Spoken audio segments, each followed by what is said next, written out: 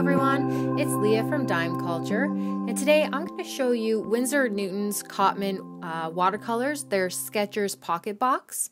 And today on agenda is to show you what you get in the box, show you the colors, and show you the paint in action. So let's get started with the pamphlet that you get in the box.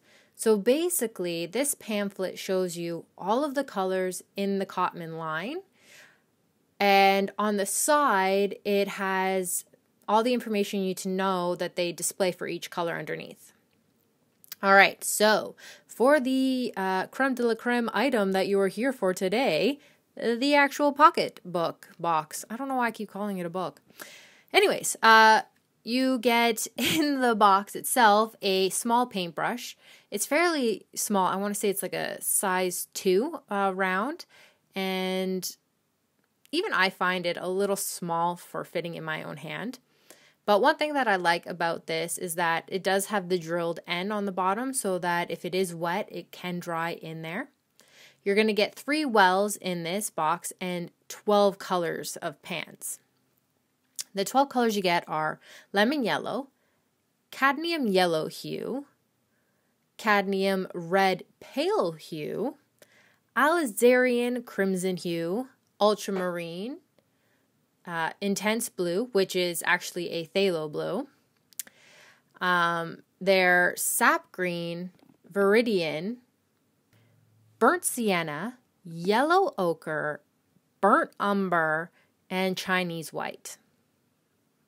Okay, so also I want to point out something. Because I've had this palette a while, I've been using it, and the paint pans are now nicely secured in there, but when you do get them, they are removable. So, okay, as one flies out, you don't have to really worry, as you could see, that they're going to just fly around because they're removable pans, but they do have the availability to come out.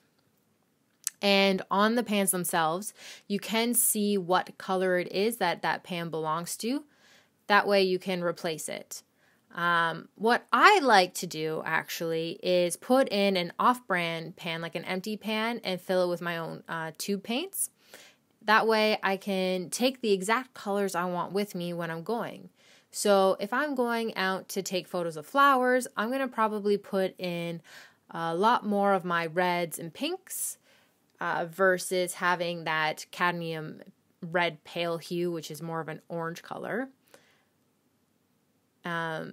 Yeah, so basically that's what I really love about this palette, is the fact that it is versatile. You get good paint in it, but you can also substitute different colors with it.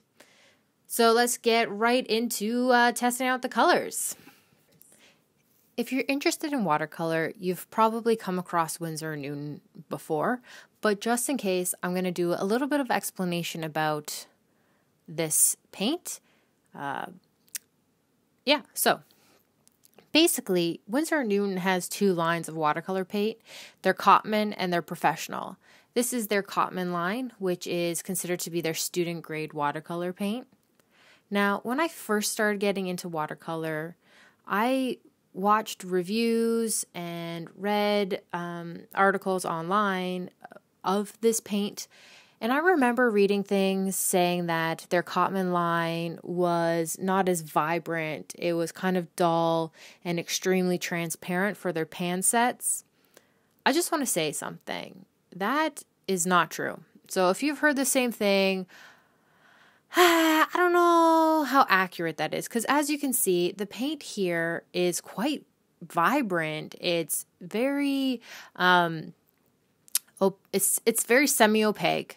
So it's not fully opaque like you would for, like, say, gouache, but it's definitely semi-opaque. And I really like the fact that this paint is semi-opaque paint because you can have darker, vibrant colors, or you can dilute it with your water, as watercolor paints are typically used as, and get a very transparent color. And it'll still be a vibrant color, it'll just be a transparent color. Right now you are watching me paint out the color wheel. it's really handy to do something like this when you get watercolor sets, so that way you can see the range of the color mixing options. And doing a basic color wheel is a quick and easy way to see that versus doing a huge color chart. So what I did was draw out my primary colors, my secondary colors, and my tertiary colors. When you are doing color wheels like this, or any kind of color testing or swatching, when you get a set of paint, it's really important that you make sure that you're constantly cleaning that brush, because you don't want to muddy the colors or tint them with the wrong color that you had previously been using and not wanting to use now. So you'll see that I am constantly taking my hand away in this video because I am really seriously cleaning that brush to make sure there's nothing on there. Especially because in this set, their Intense Blue, which is the Phthalo Blue, just like any other brand, Phthalo Blue is a very high pigmented color. So it's a very strong color and it will stay on that brush. And in the mixing process, you actually only need a little bit of the paint versus maybe a lot that you would with a less pigmented color. By mixing the Phthalo Blue and the Alizarian Crimson, you get this one kind of purple color that's just, I love it. It's like amazing. And the greens and teals you can get mixing this Phthalo Blue with a lemon yellow, I love them. And I don't typically paint with greens and teals for florals, but after doing this, I'm ready to use more of those colors, you know?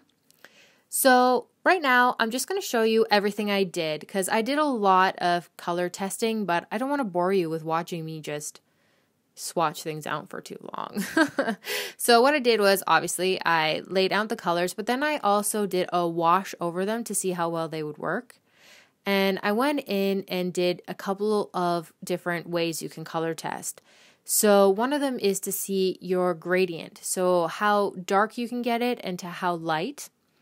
And then on the right side of the page, I also did an extreme color mixture. So the Phthalo Blue and the lemon yellow. What I did was take a lot of the blue and slowly added the yellow, and I went in to see just how vibrant I could get them to be. And then on the other side, I did it so that they're watered down, so you could just see the transparency of each color as well.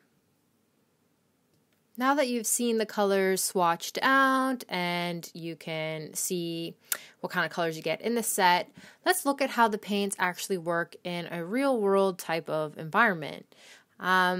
Seeing as how I do love painting flowers, and this is a sketchbook, I said it again, jeez Louise. Okay, seeing as how this is their Skechers pocket box, which is designed for going out and about and painting, I thought I would just paint some flowers today. And what I'm doing here is showing how the colors can be diluted, mixed with one another, and basically used to create a visually appealing image.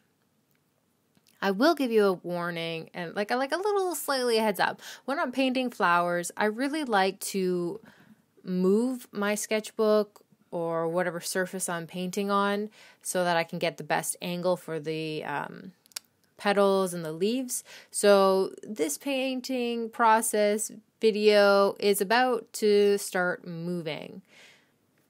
By painting flowers, I also found this will be a great way to show you how the paint itself fans out and expands when you lay down a color on top of an already wet surface.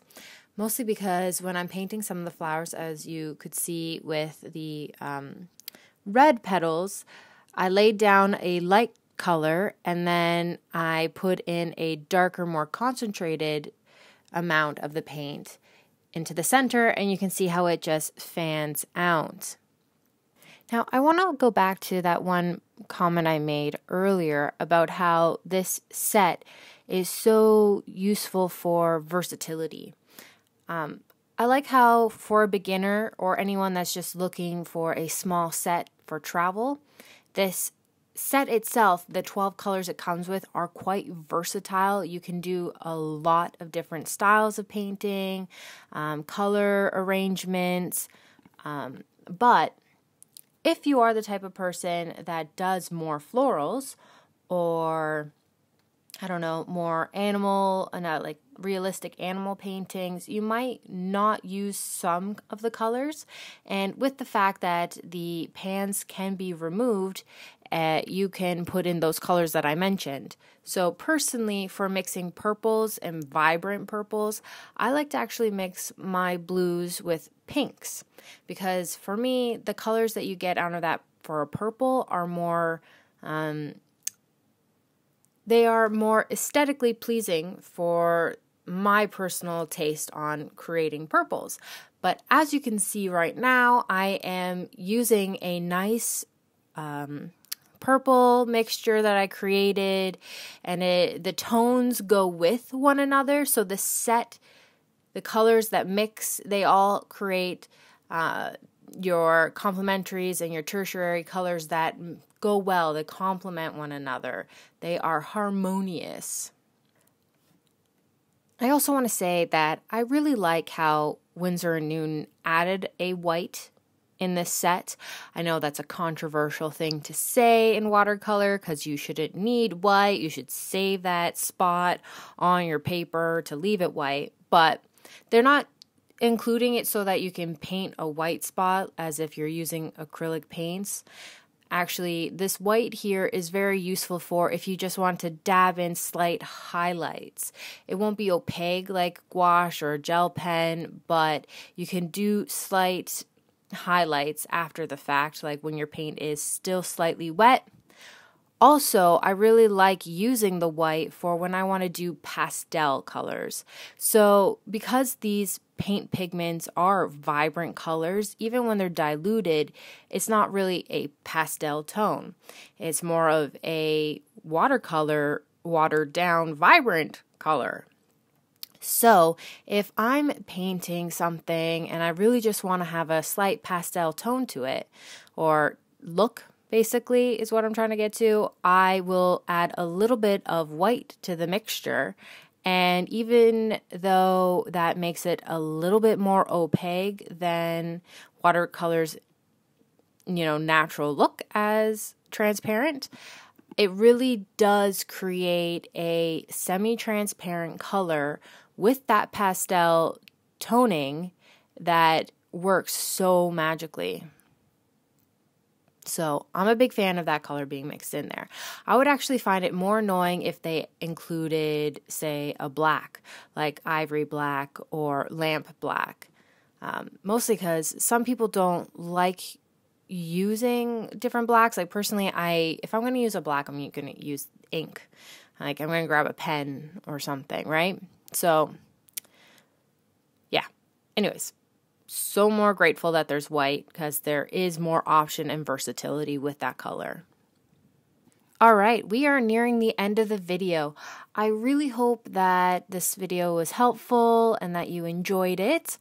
I really enjoyed actually putting it together and painting out these flowers for you. If you have any questions, please leave it in the comment section below and I'll get right back to you. Also, if you are interested in this watercolor set, I'm going to leave a link to it in the description section, as well as a link to a blog write-up I'm going to have up on my website where I'll have a little bit more visuals and comparisons so you can take a look at the coloring and the testing that I did on the computer up close. So before my thing times out, thank you, thank you, thank you. If you liked this video, please give it a thumbs up. If you want more videos, please subscribe. And until next time, stay magical.